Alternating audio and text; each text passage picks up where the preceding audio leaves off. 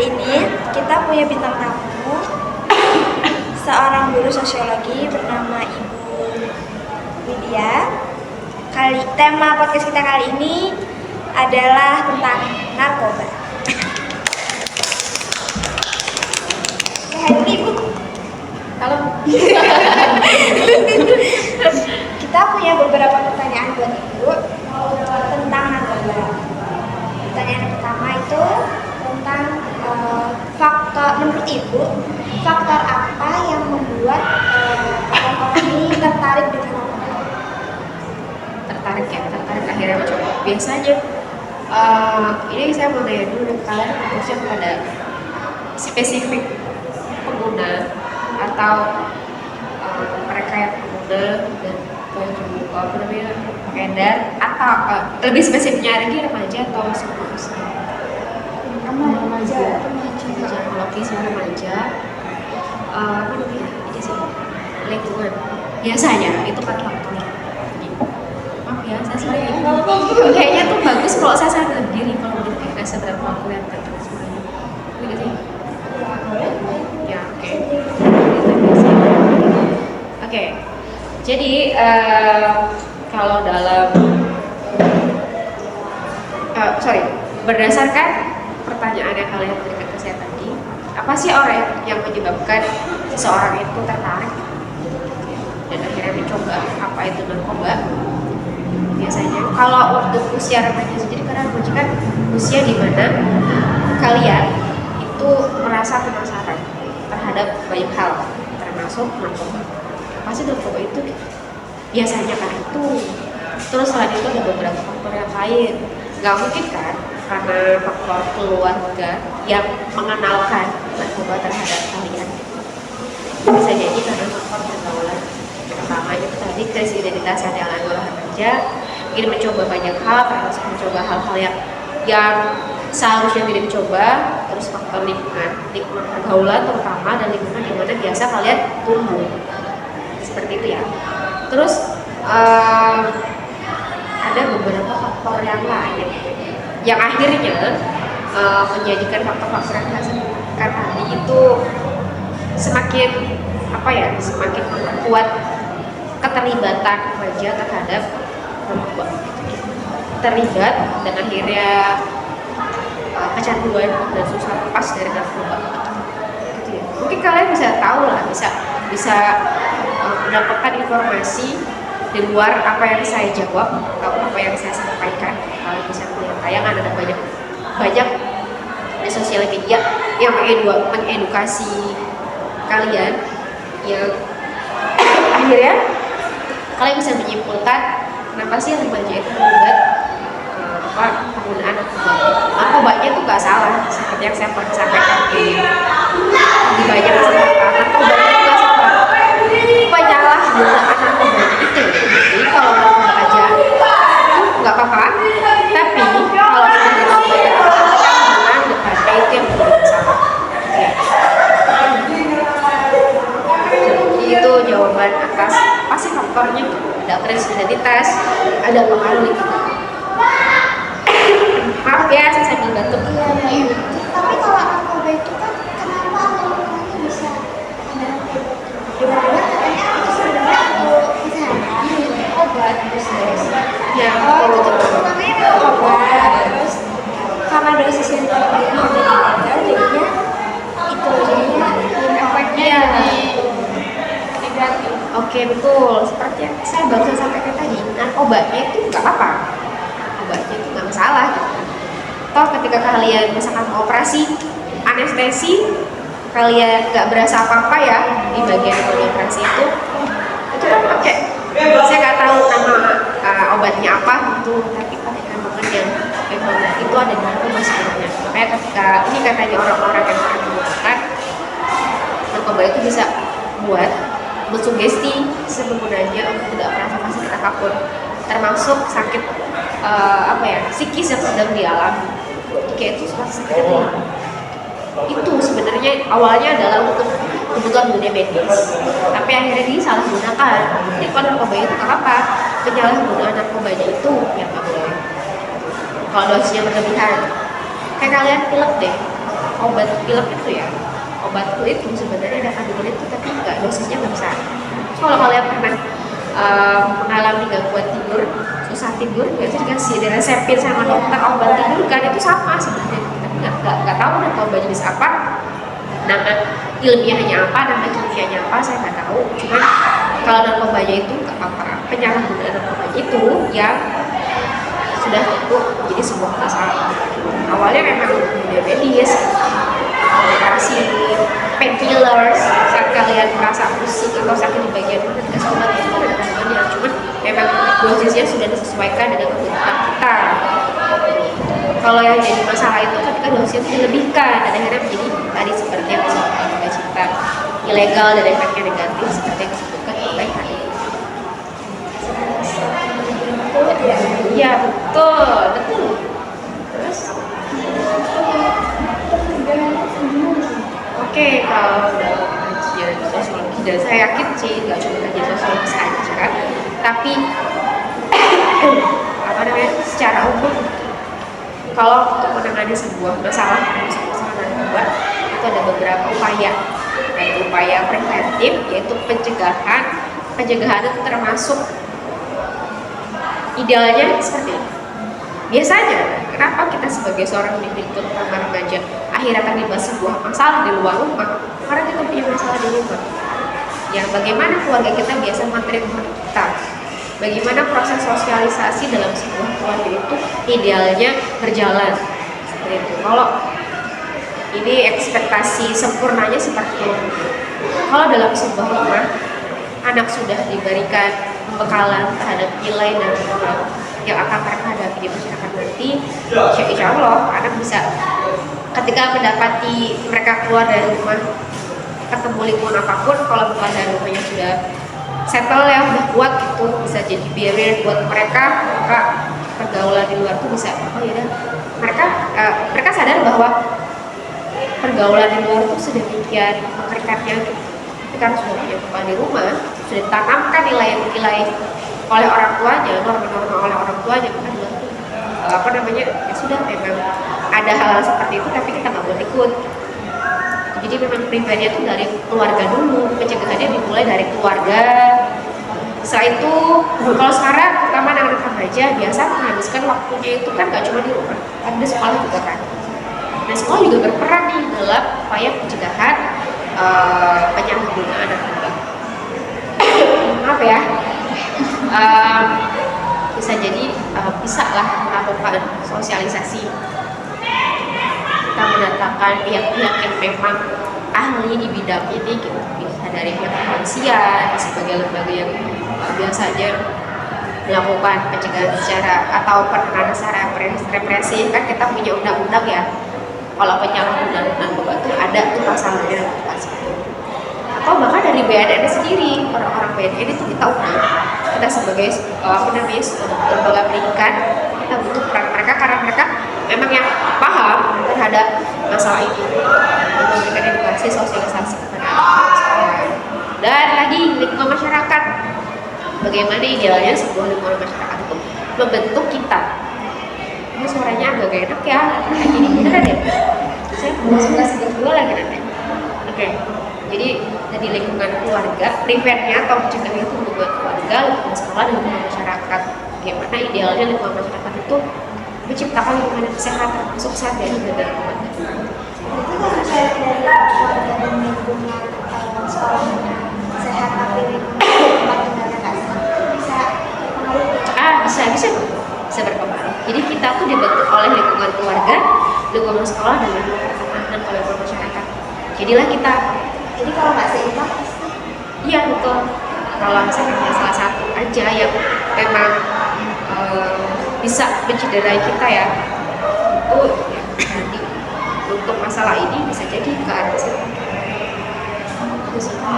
Itu prevent ya, pencegahannya seperti itu. Ada upaya lain, ada upaya ini penting banget karena setiap hari kita tuh punya hak ini. Saat kita terlibat secara tidak sengaja kan mengkonsumsi narkoba dan akhirnya kita edik atau bahkan belum sampai edik, kita punya hak untuk rehabilitasi secara fisik, rehabilitasi secara mental, rehabilitasi secara sosial. secara fisik tuh gimana sih? Orang kalau misalnya kelebihan obat itu kan harus detoksifikasi, obatnya dikeluarin. Nah, mereka yang kecanduan narkoba terus mereka dibawa ke rumah sakit atau ke panti rehabilitas, mereka didetoksifikasi. Ya, saya nggak tahu detoksnya dengan obat apa atau dengan ramuan-ramuan apa. Jadi memang ada yang kemis, ada yang sifatnya kimiawi sama sifatnya itu herbal. Jadi yang pernah saya tahu di tempat saya melakukan penelitian beberapa tahun yang lalu, di tempat itu kliennya atau pasiennya itu biasa dikasih obat pakai jamu, mereka nyebutnya. Saya cuma waktu nggak tanya nyebutnya apa. Jadi mendetoksifikasi lah, mengeluarkan racun-racun dari dalam tubuh itu kalau rehabilitasi fisiknya. Itu kayak obat ditambah dikeluarin pakai obat juga. Kan keluar kayak iya biar bersih lagi. Tapi ya itu kalian bisa tanya secara medisnya seperti apa ya gitu. Ya saya kemarin ya gitu ya, saya takut salah jawab kalau yang ini gitu kan. Yang saya tahu prosesnya adalah bikin obat. Mereka juga nggak mas tahu detailnya seperti apa gitu. Jadi itu yang dilihat secara fisik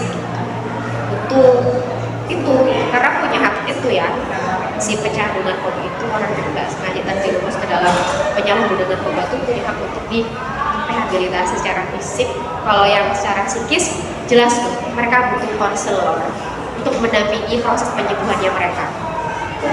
Karena biasanya mereka tuh mendapatkan stigma, ya kan, ini pecandu ini udah gak ada gunanya, dasar beban keluarga buat masyarakat, sampah masyarakat, itu kan pasti mentalnya pasti terganggu kan.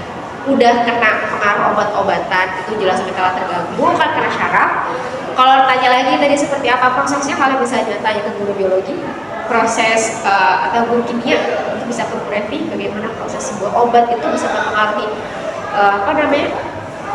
kerja organ-organ kita sampai ke syaraf. Sih kalau yang narkoba ini benar-benar apalagi mereka ditambah mendapatkan stigma dari masyarakat, dari keluarganya mereka yang memberikan stigma bahwa kamu beban ya, nggak bisa duit buat rehabilitasi, nggak bisa duit. Mereka sudah katakan kalau rehabnya di panti rehabilitasi punyanya BNN itu gratis di Lido itu di Jawa Barat ya. Jadi kalau kalian mau nyobain gratis banget di sana, karena saya pernah punya teman adanya tuh pecandu narkoba dari SMP, diobatin di Lampung nggak sembuh-sembuh, akhirnya dibawa ke Lido karena di sana gratis kan. Jadi selain diobatin secara fisik juga diobatin secara psikis dan diobatin secara sosial. Kalau psikis tadi didampingi oleh konselor. Mereka setiap pasien atau klien pecandu narkoba itu wajib didampingi. Jadi ajakin ngobrol supaya punya punya penghargaan terhadap dirinya, meskipun dirinya sudah mengalami hal itu mereka masih tetap bisa balik ke keluarganya mereka, bisa balik ke masyarakat, meskipun udah nggak bisa utuh lagi. Kalau orang udah kena narkoba itu udah nggak bisa utuh lagi, gitu ya. Meskipun sudah sembuh, tapi sembuhnya nggak 100%. Apalagi kalau yang udah patah gitu. Itu menurut pengakuan perawat di tempat di mana saya melakukan penelitian saat itu, nggak bisa sembuh total gitu ya, sembuh tapi nggak bisa 100% kayak kita lagi. Efeknya luar biasa gitu. Dan yang lebih bahaya efek itu adalah meninggal ya. Itu bahaya. Beruntung buat mereka yang masih bisa sembuh, masih bisa kembali lagi jadi bagian dari masyarakat. Tapi kalau nggak bisa sembuh itu yang bahaya. Terus kalau yang rehabilitasi secara sosialnya, ya tadi kan mereka direhab gak cuma sendirian tuh, pasti ada teman-temannya kan, dan teman-teman itu saling menguatkan lah satu sama lain. Ada pendampingnya juga, dan pendampingnya itu wajib untuk memberikan pengertian kepada si klien-klien atau pasiennya tadi, supaya merasa bahwa oh ya, setelah kita melewati masa rehabilitasi ini, kita bisa pulang ke rumah. Keluarga kita pasti mau bantu gitu. Jadi dari pihak panti rehabilitasinya harus bisa mengkomunikasikan proses si pecandu tadi mengalami proses rehabilitasi di panti tersebut, dan memastikan bahwa keluarga itu mau menerima mereka, masyarakat tempat si pecandu tadi tinggal atau berasal itu mau menerima mereka, dibekali oleh keterampilan. Kalau adik teman saya tuh diajak keterampilan bikin film, keterampilan masak, keterampilan bikin film, keterampilan membuat pakaian dan segala macam. Jadi waktu mereka siap pulang ke rumah, siap kembali ke masyarakat, mereka punya keterampilan. Jadi nggak ada lagi tuh stigma-stigma yang menganggap bahwa mereka cuma korban atau sampah. Harapannya seperti itu. Jadi kalau dari ditanya upayanya apa ya, pencegahan dari preventif sosialisasi, memberikan edukasi bahayanya seperti apa gitu. Yang salah itu bukan narkoba tapi penyalahgunaan narkoba. Terus ada upaya rehabilitasi atau rehabilitatif ya, ada yang secara fisik, psikis atau mental dan sosial. Detailnya seperti itu. Kalau boleh detail lagi kalian bisa cari di situsnya Kementerian Kesehatan. Itu pasti dibahas secara detail di situ, ya. Terus ada upaya represif. Kalau represif itu agak keras, pakai pasal, terutama kepada pengedar ya, pengedarnya gitu, untuk memutus mata rantai pengedar narkoba ya, dari pengedarnya itu harus diatasi. Jadi kalau itu namanya represif, pakai pasal, ada hukumnya, penjara denda berapa, ratus juta. Kita pernah ya, ada satu terpidana mati namanya Freddy Budiman. Itu dia gembong narkoba, dan akhirnya udah dieksekusi sekarang. Saya lupa dieksekusi tahun berapa, nanti kalian boleh cari gitu ya. Nah, tahun 2020 atau 2021. Jadi dia eksekusi karena dia adalah salah satu pembunuhan besar yang ada di Indonesia. Dia di Dia kan kalau cerita kuning, dia tuh sempat tobat. Itu kalau menurut kisahnya ya dari berita, ya sempat. Jadi di akhir-akhir atau mendekati masa eksekusinya, dia itu belajar tidak sesuai sama keyakinannya, kan dia sendiri. Dia belajar ngaji, belajar sholat, dia punya hubungan juga di tempat dia ditahan selama menunggu proses eksekusi. Ya, untung aja kayak saya bilang kan, beruntungnya dia bisa buat. Iya. Gimana?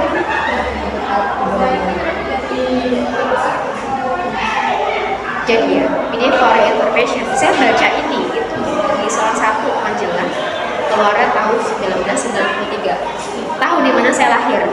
Tapi saya 30 tahun yang lalu. Tapi saya bacanya itu pas saya SMP kelas 1. Saya lupa tahun berapa, 2005 baca majalah itu. Di majalah itu disebutkan bahwa 3 bisnis besar di dunia. Yang pertama bisnis obat-obatan terlarang, narkoba kan. Yang kedua itu bisnis senjata. Yang ketiga itu bisnis pornografi dan porno aksi. Itu the biggest business in the world saat itu ya. Tapi kalau kita coba relasikan dengan sekarang, itu bisa jadi masih ada bisnis tadi. Oke. Makanya kenapa, dari mana asalnya, sebenarnya kalau kita bicara narkoba atau sebutannya apa ya, zat penenang segala macam, kita bisa dapat dari tumbuhan ya kan sebenarnya. Jadi ada yang alami, ada yang sintetis atau buatan, dan itu macam-macam istilahnya. Ada yang Happify, ada yang pil koplo, ada yang shabu. Itu kan sabu atau shabu. Kalau shabu itu makanan juga kan, ya kayak itu enak, boleh nggak apa-apa. Terus ada istilah-istilah yang lain lah, kayak cipek itu kalau ganja ya kalau ganja kan dari tanaman tuh ya kan, tanaman kan berarti itu secara alami tuh ya. Nah, kalau ganja sendiri ini menimbulkan pro kontra sih. Kontranya karena bisa obat. Makanya di Indonesia itu ada namanya Gerakan Ikat Ganja. Gerakan Ikat Ganja itu sebuah pergerakan atau sebuah organisasi aja punya sekarang yang memperjuangkan legalitas ganja di Indonesia. Kalau di Thailand nggak boleh ya, kalau mencoba pakai ganja, lalapnya ganja gitu nggak apa-apa. Kalau kita kan daun singkong ya, di sana pakai ganja atau es krim ganja gitu. Itu kan masih pro kontra lah. Ini gerakan ikan ganja. Jadi mereka mengedukasi masyarakat bahwa ganja itu ya nggak apa-apa gitu. Tapi takutnya kita tuh orangnya latah dan nggak bisa yang terkontrol ya. Kalau sudah dibolehkan ya udah langsung, itu bahaya sih. Kalau saya sendiri suatu hari nanti canggih itu pasti bakal dilegalin, tapi tetap dibatasi. Legalitasnya tetap apa ya? Legalitas yang di bawah otoritas hukum. Kalau memang banyak yang mendesak, kalau banyak yang nggak apa-apa. Itu ya, masih ada kali informasi yang bakal kalian tanyakan. Jadi sekian dari kita podcastnya. Dan podcast kali ini sangat-sangat memberikan banyak informasi baru. Nggak tahu ada.